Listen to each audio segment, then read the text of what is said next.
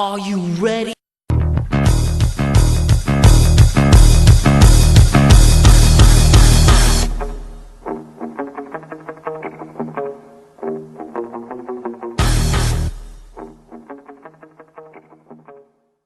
How's it going, everybody? Welcome back into Three Step Drop Podcast. We're back here, episode 3, very special episode. I'm here joined by a guy that means a lot to me, one of my mentors, former Syracuse quarterback, 2010 to 2013. He's now the head of quarterback country, Atlanta, private quarterback training down in Atlanta, and my former college quarterback coach at St. Anselm College, Charley Loeb. What's up, Coach? How we doing? Doing good. Just staying cool in the car after a lot of hot quarterback training today, man. Hell yeah, dude. Staying busy, always open. You guys getting back down there. Dude, I appreciate you coming on, man. This is a cool one for me, to everybody listening, just because I guess the best way to start this thing would be to kind of get into I wanted to start off with kind of how I ended up at St. A's. If you remember that day, I don't know if too many people know the story of when I came up and visited you and Coach Heff. So, if you remember, I got up there just to kind of show people, the bond that we kind of made on that first day. I went up there, snow on the ground. I think we had no students on campus. Went up there, talked to Coach Adam, and then was introduced to Coach Heffernan, who's now the head coach up at St. Scholastica in Minnesota. But he was our offensive coordinator at the time. So met with you. We went up, didn't go in a single academic building. I don't think we saw a single dorm. We went into the coffee shop, picked up some burgers, and went back down to the coaches' meetings. We ended up sitting – I remember we sat in the back. It was, kind of a dark, typical assistant coach office. We sat back there for, I think, an hour and a half and just talked football. And, without ever having seen an academic building or seen the cafeteria, after everything that I built at Merrimack, it was like, this is a guy that I want to be around. I'd never met anybody really ever that had loved football as much as me. And then, our two personalities clashed up at St. A's, and, it was a fit for better or worse. It was an awesome time that we had together, but, pumped to have you on here. Yeah, man, I think I remember that day really well. And I think, especially when you get to the quarterback position, it's always guys that are just motivated with like this obsessive behavioral pattern, which you see in a lot of sports with guys that are really chasing greatness. And I think quarterback is such a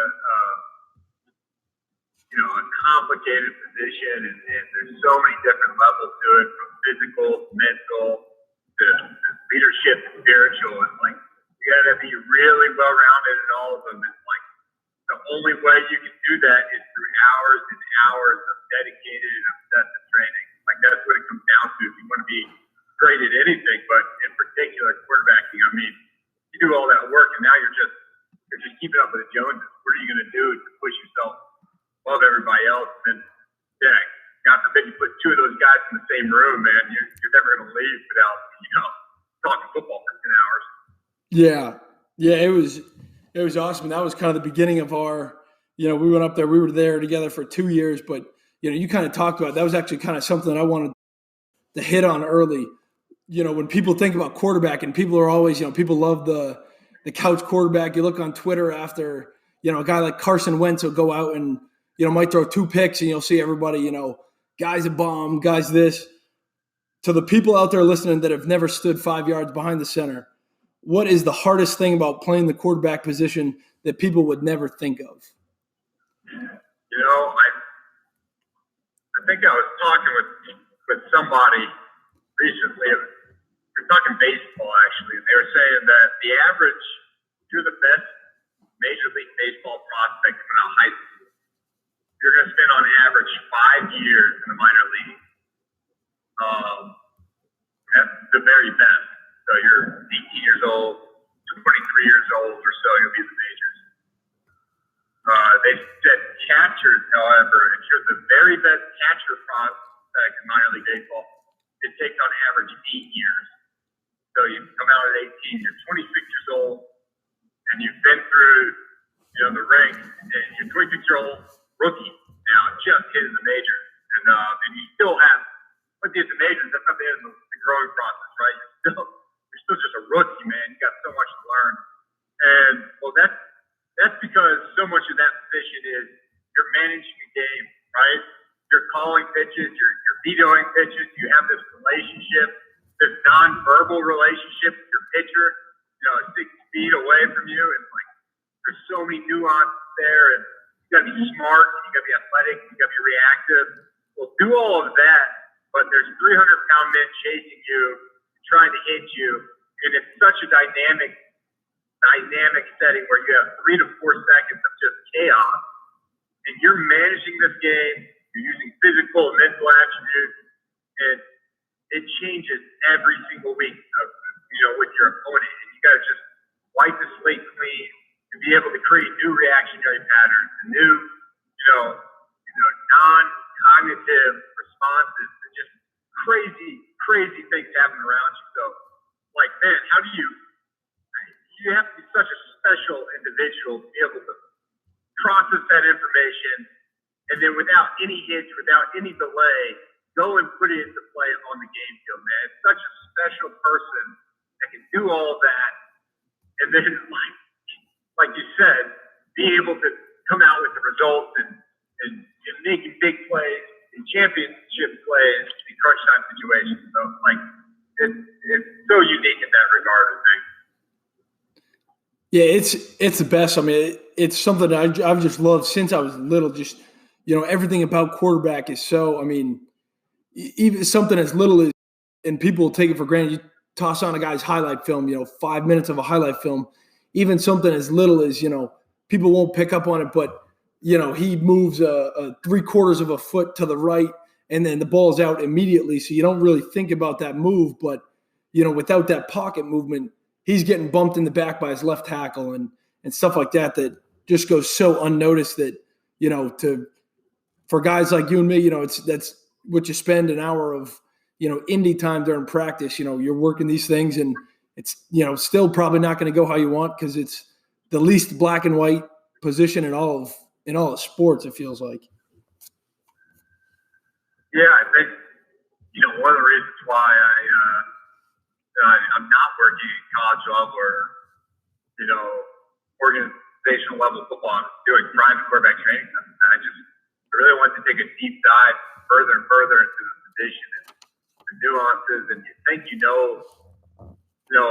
any subject, and then go and try to immerse yourself in it. To really find out how little you actually know, regardless of your personal experience or whatnot. So it's been really enlightening and really just eye-opening getting into this world where, like, I'm not the guy creating scheme. I'm not recruiting guys. I'm coaching the techniques of the position to whoever. It could be a Pop Warner kid. It could be a college guy that shows up. And how do I make this game simpler for him? How do I make him more efficient in his movement? Right? And these can be very general answers, or they can be very, very nuanced and technical answers. So, like, you want to make sure you have the right answer for the right guy and not overload him and let him be able to play fast and loose. So it's been a really good learning experience for me to be able to keep in country. Yeah, that's been cool. So for the people that don't, so Coach Loeb was up at St. A's with me, and then he ended up leaving the coaching ranks, like he said, to go down to Georgia and kind of running his own private quarterback training. I know guys like Daniel Jones was a first-round pick last year. He was working with Quarterback Country. And, it's a lot of it's rhythm, footwork, drops, a lot of more technical stuff, like you said. One of the things that, we talked about briefly, but so your mentor, I know you've given him a lot of credit, Coach Hackett, that he was your quarterback coach and offensive coordinator at Syracuse. Now the offensive coordinator for Aaron Rodgers up in Green Bay. He was there during Jacksonville's little run, probably should have beaten us up in New England. From 2016 to 2018, he was their OC. Give me a little bit about Coach Hackett and what he's meant for kind of you playing and beyond that in your football career. More than anything, I look back at my time with Coach Hackett, and the most impactful thing that he did with me was I've never seen a guy more excited to be on the game field. I've never seen a guy have more energy to go over a 4-3 front in the quarterback classroom. He just brought an unstopped gospel, positive energy everywhere you went. And you just want to be like him. You want to be around him. You want the world to just be able to be like, oh, let's operate like this. This is what a champion looks like. This is what somebody that is, whatever situation he's going to be dealt with, is going to make the best of it, right? And that's been the biggest lasting impact from him, more so than any other thing that I've taken away from him. And, on top of that, he's a wealth of football knowledge, just like I talked about earlier. I mean, he's obsessive. He's a smart guy. He's obsessive, and he continues to want to refine his knowledge of the game, wants to continue to understand more about it, and how to fully round out his knowledge, and how, as a coach, I think one element that's so important is it's not what you know, it's what can you get your players to really fully comprehend and play with. Who cares how smart you are as a coach if you can't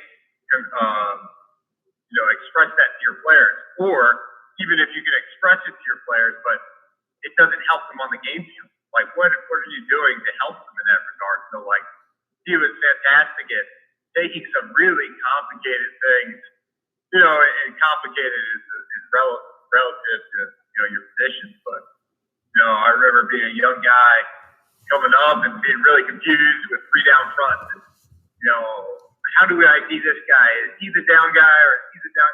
And he would make these really complicated ideas, somehow very simple for me. So that on game day or practice day, they'd be like, oh, okay, yeah.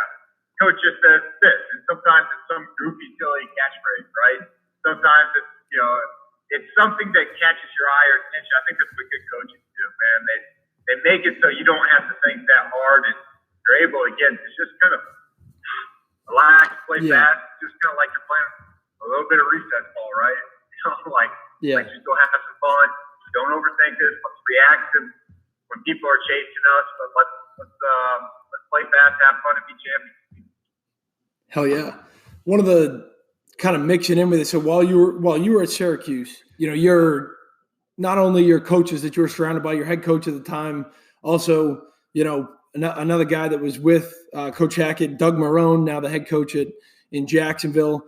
But not just the coaches that you have. One of the coolest things about quarterback, and we had a pretty similar dynamic at St. A's, with my good friend Eric Fairweather, that was the other quarterback on the roster at the time. Your roommate while you were at Syracuse, Ryan Nassib, who ended up becoming a 4th round pick for the New York Giants, had some time in Jacksonville with Coach Marrone. What it was kind of that relationship like with Ryan, coming into each week, having, it's a strange thing, just like a goalie, like a catcher, where one guy is going to come in and play, and, it's his job. But at the same time, you're going to compete your balls off every single day. You're going to come in, you want each other to work hard, and, you want to push him. What was that relationship like for you guys, having been roommates and, playing together at Cuse? I say it all the time to my guys now. You might be the second best high school quarterback in the state, but guess what? You could be on the same team as the best quarterback in the state. So does it make you bad? No. It's just relative to the situation, it is what it is, right? And you can't control those outside variables. All you can do is focus on yourself, get yourself better, compete, be a winner, be a champion. Do everything you can to make yourself the best player, and then fate will take care of the rest. And like you said, if we both have the opportunity to share the room, quarterback talking about the room, right? Yeah. We both had the opportunity to share the room with not just starters ahead of us that were really good players, but the guys that the other backups and whatnot that came and went, and maybe got a chance to play a little that were also excellent players. There's very few guys, I don't care what level you're at, playing the quarterback position that are not usually used to being the best players on their team, not used to being the best athlete on the field, regardless of what sport you're playing. I mean, how many times as a quarterback, you're like, okay, I'm the starter on number 1 pitcher on baseball team. I'm a starting small forward on a basketball team, all state in basketball, all state in football. Okay, yeah, I'm going, into a room full of 5, 6, guys that are just like that. Like that is always the dynamic of the position because it self-selects itself as you go up the ranks. It's just this really high-level performer and high achiever on and off the field. It's so competitive. And I think of it like my situation. Ryan, no different. And early on, especially, I was competing for the job as redshirt freshman, really. And he beat me out, and he was a redshirt something. So he was Yeah. And we're both young guys, so, maybe not the most mature outlook on the situation. And, there was maybe that natural friction of like, this guy's competing for my job. He's trying to take my job. And then, like I'm done for his job. I can't be his friend. Kind of that. And that definitely exists a little bit. I remember we didn't even talk that much. We'd be on the road and we wouldn't talk that much in the room. In like our hotel room, I'd be kind of quiet, just kind of watching reruns of some stupid TV show, waiting for a game to come. And as time went on, though, I would say we both developed a more mature outlook and a more winning outlook on the situation where it was like, this guy's here and this guy is trying to be the best player he possibly can be, the best person, the best leader he can possibly be. It's not my job to steal his position. It's not my job to undercut him in any way. It's my job to build myself up to the point that I can either, one, overcome how good of a player he currently is, or two, push him to become an even better player. And that's your job. That's everybody's job on the team. You need to build yourself up as high as you possibly can, and that holds everybody else around you accountable to continue to grow. Or if they elect not to grow, not to work, then they're going to be left behind. And that's what winning teams do, and that's what winning cultures do. And that's the mindset you have to have. It's not me versus him, it's me versus me. How good can I become? And then the rest falls, the way that it should. And I take a little pride maybe in Ryan being the NFL player, Ryan being a record player, because I helped push that guy. I was a part of that, and I like to think I became a pretty damn good player and a pretty damn good student and part of this game and this quarterback brotherhood because of what he forced me to do, and what I got to learn from him. But it's not just a one-way street. He learned and was pushed for me, just like the other guys are. There's another guy I stay in contact with a ton. His name's John Kinder, training quarterbacks up in New York. Look at that. We're in the same room and we're both doing the same job, probably because we were both just learning so much from each other and pushing each other. It's like you uncover so much more of the game when you take it upon yourself to just grow as a person, as a player, as opposed to just trying to get 1 inch better than your opponent. That's no good. Yeah. Hell yeah, dude. That was awesome. To your credit, I was looking at today, it was on Instagram and saw a guy was transferring to a different school, and you got guys in the comments like, oh, he couldn't even play there. Like, he's trash. A lot of guys are in that situation, like you said, where guys are pushing each other. 2012, you went out to the Manning Passing Academy. So you get to work with Eli, get to work with Peyton, and you ended up winning that competition. You ended up beating out Aaron Murray, who was an accomplished guy at Georgia in his own right, Matt Barkley, another guy that year over at USC, and Geno Smith. Give me a little story from that weekend and what that was like working down there with those guys and in that environment. So Manning Passing Academy, got a long relationship with. Peyton Manning's my all-time diehard number one. No offense, Tom Brady fan. Tom Brady's fantastic, right? Probably the greatest of all time, and in many regards, and longevity being one of them. Just be able to play at such a high level and continue to develop as a player, even at an older age. But like Manning, I grew up a UT fan, and I'm just a diehard. So from I think the age of 7th grade, I went to the Manning Passing Academy as a camper, and then once I got to Syracuse, the first couple of years, it's a workouts or whatever up there during the summer, and I forget how it came about, but started learning and like thinking like, hey, college guys can go coach down at the Manning Passing Academy, right? Yep. So it's like there's coaches at the Manning Passing Academy. There are a lot of guys like me, like private quarterback coaches, or maybe they're quarterback coaches at their school, high school or college, or even the pros. And then there's like 20-ish college quarterbacks there. And I found a way kind of to get myself in there for 2 years as a college player to be a counselor there. And awesome time. Just top-notch people. The Mannings, number one. Number two, everyone involved in that organization that's running it and participating in it. You won't get to a better room of men than you will when you're at the Manning Passing Academy sitting around, like your pre-practice meeting in terms of you got all the coaches there reviewing how we're going to attack today, and like the wealth of knowledge there is incredible, but also just the level of high value characters in there is even higher. So anyways, yeah, the 2 years there as a college counselor are awesome. It's long days of coaching up high school guys, really, for the most part, from all over the country, all over the world, with you guys from places you didn't know they played football in. And just a lot of fun. And so they always have that aired out competition where more or less they just put targets on golf carts, and it's a little bit of a high pressure situation. They hold it at Nickel State, and they fill the stands up with locals and parents and campers. Oh, hell yeah. They put you out there hoping that you can hit some targets and make some impressive throws. And I did it the first year. I think I did okay. I think a kid from Harvard, his name was Collier Winters. Collier Winters from Harvard won it the first year I was there. Wow. Great guy. And then, again, it was David versus Goliath. He's a little 5'10" guy, 5'11" guy at Harvard.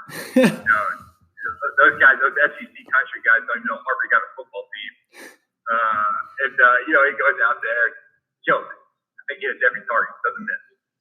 He's a champion. They put him up on the shoulders like Rudy, man. And then, basically the next year I went in, and I'm kind of David versus Goliath again. Dude, like, who the hell am I? It's a backup quarterback in Syracuse, but at least I was taller. But I'm left-handed, which is weird. But yeah, I just went out and hit the target. Just slinging it. Day, you got to win the. Basically, what you win is a cool picture with the Manning family. And, it was a fun experience. It was really, as a quarterback, do you care what you're competing in? No. Hell no. Whatever it is, your game, man. Yeah. You're playing cornhole, hacky sack, doesn't matter. You want to win. I stumbled upon a video earlier today. So you guys went out in 2013, your last year. You guys went out to the Texas Bowl in Houston. Do you remember that? Oh, yeah. Bowl games are really fun. So you went out to – speaking of wanting to win at anything, we're the same way, whether it's Madden or, beer pong or you're playing cornhole, it doesn't matter. You're going for the win. So came across a video. I'll share it with the people. Do you remember they called it the Rodeo Bowl? They called it the Rodeo Bowl hay toss.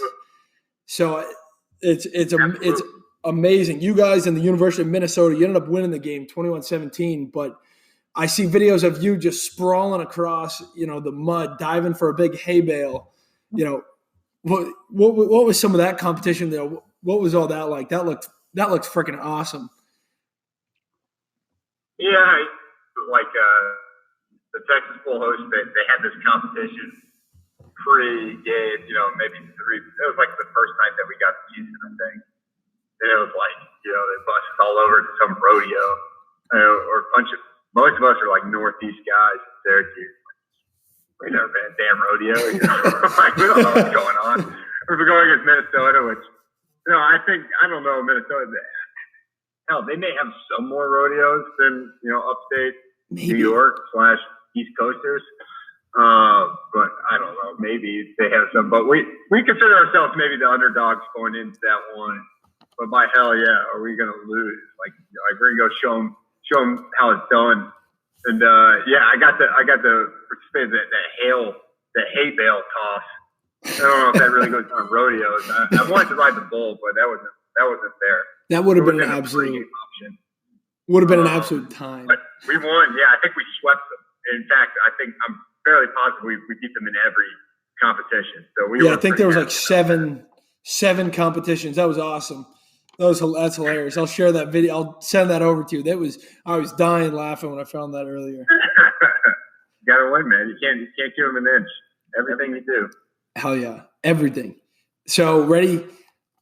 You said it. Lefty quarterback. A lot of weight is on the shoulders of Tua Tagovailoa as he comes in the league, not only as the centerpiece of the Miami Dolphins organization, but as essentially the last savior of the lefty quarterback fraternity. As a member of that lefty quarterback family, there hasn't been a single guy since Kellen Moore in 2017.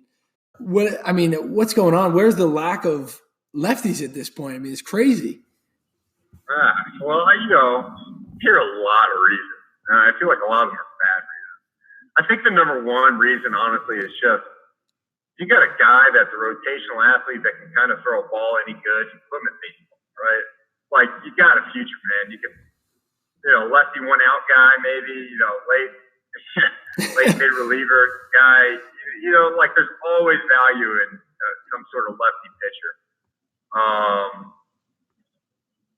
I gotta think that's got to be a huge part of it. Yeah. In terms of why you don't see them playing more quarterback. Like, even with that being said, I don't know what's the population, 10% of the population throws left-handed, right? Even if you said, okay, baseball's gobbling most of them up, you would still think you would see 5% or so in the NFL, or half of that population being demonstrated. And I don't really know. It's an interesting question. Like, the field is symmetrical. I know there's the construction of, your left tackle on your blind side, and, your right tackle and right guard, maybe they're more of your run side, and your defense is structured to have that pass rush disruptor on the blind side. But the thing is, like, as a quarterback, too, like, defensive lines don't care, man. They want a guy that's disruptive on the pass rush on the front and back side, right? Mm-hmm. So, like, I don't really buy that reasoning. The lefties definitely make the drills look worse because you got all the righties, like when you have like the full quarterbacks all lined up, and they're all doing everything symmetrical, like, synchronized swimmers. And you got the one lefty over there doing everything backwards. Like, what are you doing, guy? That's why it was kind of funny when you would like teach the drills, because like we were an all righty quarterback room, and you're like, all right, we're gonna do this drill. We're gonna go 3 and climb in the pocket, and you display it a completely opposite way. It's like, oh, sweet, going after that. So, you know what? I would say two things to that. One, and maybe there's a little reason here. One, I've had to really learn to do things well right-handed, at least in terms of footwork. Yeah. So all the drops, all the movements, I demonstrate more often than not right-handed. Oh yeah, yeah. You had learned a nice little 3-step by the end. Yeah, I would say I almost feel better doing it right-handed now. A lot of the movement stuff. That's awesome. The throws, the throws, obviously you can't do right. Yeah, it's like I'm starting to mess around with it more and more and more because and you hear about lefties and you see lefties in I think the general takeaway, even in baseball, even in pitching too, there's always like a little bit of lefties no matter how talented they are, it's like that looks a little bit different than I'm used to, right? Yeah, it spins a little. Like off-speed pitchers in baseball, and all the lefty funk, man. And I think part of it probably has to do with there's such a big mirroring connection with what you see. So you see a right-hander do it, it's very easy, like a righty observing a righty. It's very easy for him to see your left foot move, and then for him to move his left foot. Mm-hmm. Whereas now they have to flip the image, and when you have to flip the image, it's like playing the game of telephone, right? In your brain, like part of that can get misconstrued now. Now your toes are facing this way with the left foot instead of this way, right? Mm-hmm. Something's just a little bit left in translation. So I think that could be a part of it. You got a bunch of righty quarterbacks playing, coached by a bunch of righty quarterback coaches. like the guys that come out the most polished, the cleanest technical performers are the guys with the highest level of coaching and practice. And the guys that, have that streamlined connection of this is the mirrored image, just replicate this image, that's what a great, very talented student does.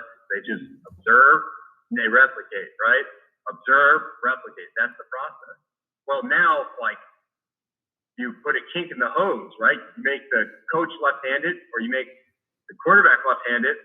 Well, now there has to be an observation, some sort of visual, like, spatial flip, and then they have to practice it, and that's an extra step, right? So yeah, that could be a big part of it, and that's a huge reason why I do so much of my stuff right-handed. But I do have a lot of lefty youth, athletes, but I attribute that to a lot of multi-sport guys. Mm-hmm. Yeah. So I think like I look at my juniors and seniors in high school, a lot less juniors and seniors in high school are multi-sport athletes that are left-handed. A lot of them are now focused on one sport, whereas like maybe 6th through 9th or 10th grade, I have a lot of lefty quarterbacks, a higher percentage of lefty quarterbacks in that group. Do you have a lefty quarterback Mount Rushmore? If you had to rank your all-time lefty quarterbacks, you give me a Mount Rushmore. What is? Oh my gosh, you got to be on the spot. I think the number one obvious choice has got to be Steve Young. Yep, I'm with you. Got to put Stevie up as number one. Unquestionably. Number two, again, I just don't see. It's unfortunate that he had a shortened career, but like Vic, what could that guy have done? A little bit more playing time. Three, you got an interesting little dilemma. You got college. You gotta be able to throw in Tim Tebow if you're taking in the college ranks, right? If you go college, if you go pro, you could go. You got Stabler. You got Boomer Esiason. You got Stabler and Boomer Esiason in the pros as well. Yeah, Kenny the Snake Stabler. I was gonna say Stabler and Boomer. I don't know if Boomer ever actually I don't even know if he won a playoff game. I think that's the hard part. Tebow has a playoff win. It's true. Got to see him over in Gillette. He's a beast. Yeah. But and then hopefully, Kellen Moore. That's a lefty coach. Take that one as a win, and hopefully Tua can do something, man. Yeah, Tua's the lone survivor. There will be more. Yeah, they're coming. There will be more. It's going to happen. Don't worry. They're coming. They're coming. We're coming. I might just start up a school just of lefty, man. It's the revolution. We're going to have our lefty punk too, man. Lefty punk. We're going to do things slightly different, but we're going to get the job done. I'm with you. A part of me wants to root for it because I do everything except for throwing left-handed. I throw right-handed, but I eat. Everything else is lefty. So I got the soft spot. I want it. Hey, you'll go and I know you're the coach. As you go up the ranks too, you can teach yourself to do some of these things left-handed. In terms of the movement patterns at least. And now you have to you become the teacher and the student. And you really have to figure out what's going on and how do I actually make this make sense in my own brain, and that makes you a better conveyor of that information to the kids. This is how I transfer. This is how I actually transfer weight from my back foot to my front foot, right? You'll go and do a drill, you'll try to transfer weight back to the front foot. You feel like you're stuck in the mud when you're doing it with the wrong foot. And just go and switch the stance up, man. Try it as a lefty, and then you'll get some really good coaching points from it. Yeah. Really, really quick. Great advice for young coaches. So at this point, a nearly borderline consensus best game of all time, NCAA 14. You were, when people purchase NCAA 14, the starting quarterback of the Syracuse Orange, 6'4" lefty from, I think they gave you New Hampshire, but you're on the game.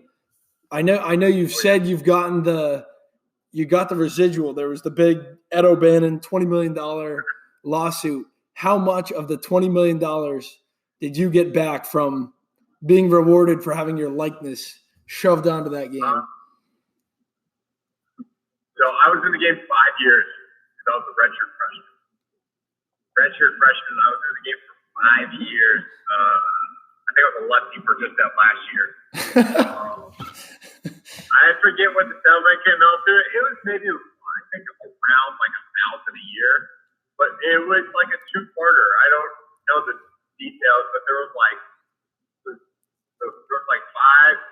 4 or 5K maybe from EA Sports, and then maybe 4 or 5K from the NCAA. So around that, it was probably like $8,000 or so from total. Hell yeah! You know, free money. Being in a video game, like I'm doing nothing. Like that. It's a good deal. So any self-conscious man, like man, I didn't work for that. Like, yeah, just like I only want to keep the money I work for. Just dropping it off at your doorstep. That's crazy. Yeah. Oh yeah, I did give it back. I'll tell you that. I definitely take it back. But Nor should you. Yeah, I appreciate you coming on. I got one more thing. Ready? I want to hear your thoughts on this. Burning question of the day. Coach Mack's burning question. If you can only order 3 appetizers for the rest of your life, what are the 3 appetizers you would order from a restaurant? That's tough because some people classify certain things as appetizers and some people classify them as entrees. I'll give you judgment. Give me your. You'll give me a leeway. All right. My number 1 is gonna be just like you got to figure like this is for a table right now, a rack of ribs, right? It's an entree for one person, but it's an appetizer for multiple. What'd you go with? A rack of ribs, like barbecue ribs. Oh, that might be. Is that a little more southern? Like I'm a northeast. Like I don't remember really sharing ribs with guys recently. Yeah, I know. It depends on how you decide to order that thing. All right, so I'll leave those off. Yeah, well, that's another day. Number 1, there's gonna be buffalo wing. Gotta have buffalo. Bone-in buffalo wing. You don't have the bone in there, it doesn't count. You're just eating some sort of weird chicken nugget deal. You're not my friend. Second thing, a great nacho, like a great loaded nacho deal. It's got to be heavy on the jalapenos and hot. It's got to be spicy. I hate when the cheese and spice ratio it's all cheese and there's no salsa. So you just feel like it's just a dairy product at that point. And that's hot garbage. Third, man, I'm getting half other than those 2. Like this is pretty universal. Like a crab leg. Yeah. Like crab legs for the table, or some sort of seafood affair here. Crab legs are like popcorn shrimp, like a buffalo popcorn shrimp. Fantastic. Would you put calamari in that? Calamari, I get calamari is like really good, but then like I look back at it, like I really just like the fried shell of it. Take the fried shell off of it, and then I'm just eating like alien brain dipped in like a good red sauce. Well, that's kind of weird. So I'm gonna just stick with popcorn shrimp or crab legs. I love it. My opinion. I love it. Buffalo wings, loaded nachos, popcorn shrimp. Hell yeah. Yeah, like you're not gonna be mad if you sat down at that table, like you were late to the party, you like flipped around, like, oh, what appetizer you got? You see those on the table, you're gonna be pretty fired up. Like if you're got I got kale and spinach dip, like oh, cool. Like I'm so fired up for this. Like no, let's get out of here. Like a good guac would be good, but it's still not like over the top. Like guac, yeah, I can buy that from the grocery store. I know you never want to cheap on you don't want to cheap on the appetizer. That's when you set the tone for the meal. Yeah, and sometimes I'm a big culprit. I'm just going way too hard and fast on the apps. I go so hard and fast on the apps because there's also like you're hungry. That's your point of highest hunger, right when the apps come out. Mm-hmm. And that's when the animal instinct in every man comes out and woman, where I need to feed myself to survive. So if there's 12 wings, if there's 4 of you out there, like you're trying to eat 6 of those. You're not trying to eat your 4. You're trying to get 6 to 8 of those wings, get to all the other participants in this game, right? You feed the machine. So I'll go so hard on the apps, though, that by the time the entree comes, I fizzled out. Don't eat my fajita or something. Take it to go. Take it to go. I love it. All right, Coach, I appreciate you getting on. Good luck tonight's session. Got another session tonight. I appreciate you coming on, man. This has been awesome. Appreciate you, buddy, and take care. Tell everybody hello from me in the St. A's country, and I hope everything's good and safe for your family. That football year comes around, and then we all get to go and get after it. Hell yeah, man. All right, well, I love you. I appreciate you coming on, man, and we will talk to you. Thank you so much, Charley Loeb, for coming on 3-Step Drop Podcast. Follow us Instagram, Twitter, 3-Step Pod. For more information is Charley Loeb. We're signing out. See you, Coach. See you, buddy.